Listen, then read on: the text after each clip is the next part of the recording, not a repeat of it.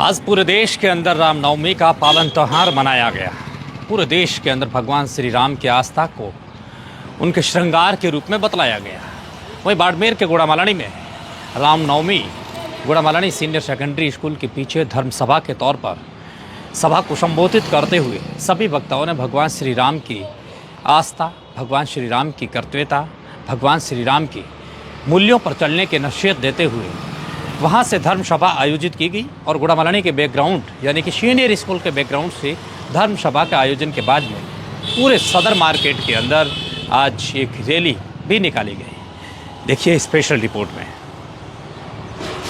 गुड़ामालानी की भूमि केवल भारत के नक्शे पर अंकित एक स्थान नहीं, यह वह धरती है जहाँ रेत की हर एक कण में भगवान श्री राम की प्रतिध्वनि प्रतिबिंब के रूप में सुनाई देती है, जहाँ हवाओं में राम नाम की सुगंध घुली हुई है। और यहाँ की संस्कृति केवल रीति रिवाजों में नहीं बल्कि जीवन के आचरण में उतरती है।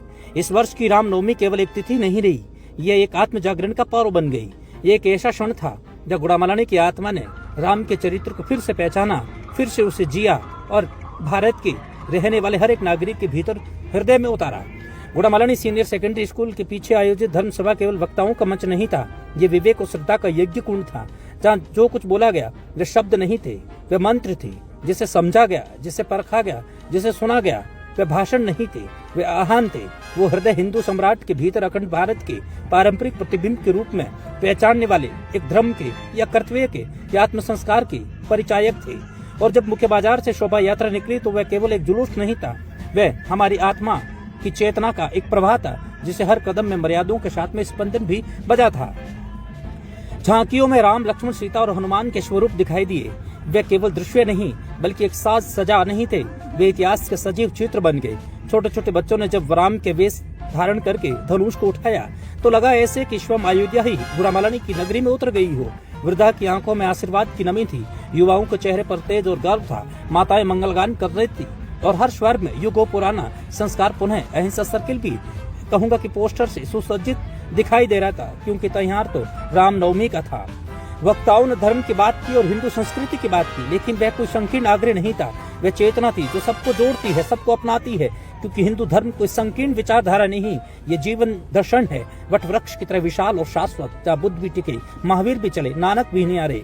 रामनवमी केवल एक नाम नहीं, मर्यादा है, व्यवहार की, विचार की, निर्णय की। केवल राजा नहीं थे, वे शासक थे जो न्याय के लिए अपने पुत्र को वन में भेजते हैं, प्रजा के लिए स्वयं की भावनाओं का बलिदान करते हैं, कुर्सी को त्यागते हैं। और आज हम राजनीति और समाज के मूल्यों की जब तलाश कर रहे होते हैं, तब राम एक आदर्श बनकर के हमारे सामने फिर से खड़े हो जाते हैं। इसलिए ये रामनवमी केवल उत्सव नहीं थी, यह एक भारत के नागरिकों के आत्मदर्शन का अवसर थी। ये एक पुण्य एक प्रश्न की तरह आई थी, हम तस्वीरों में पूजेंगे या अपने जीवन में जिएंगे? क्या राम केवल मंदिरों तक सीमित रहेंगे या हमारे आचरण और हमारे फैसले और हमारे संबंधों के साथ में हमारे हृदय में भी उतर करके अपने जीवंत प्रमाण का उदाहरण देंगे? गुड़ामालानी की यह शोभा यात्रा, यह धर्म सभा एक आदर्श बन गई। ये एक जीवंत उदाहरण है। जब समाज अपने मूल से जुड़ता है तो ये केवल परंपरा नहीं निभाता, ये भविष्य को दिशा देती है। हमें यह एक आयोजन अगली पीढ़ियों तक पहुंचाना होगा। हमें अपने बच्चों के करियर को दिशा नहीं, चरित्र की दीक्षा भी देनी होगी, क्योंकि करियर आपको ऊंचाई देता है लेकिन चरित्र आपको गहराई देता है। भगवान श्री राम के जीवन चरित्रों का एक महाकाव्य है जिसे पढ़ा नहीं, जिया जाता है और अखंड भारत के लिए हिंदू हृदय सम्राट के हृदय में उतारा जाता है।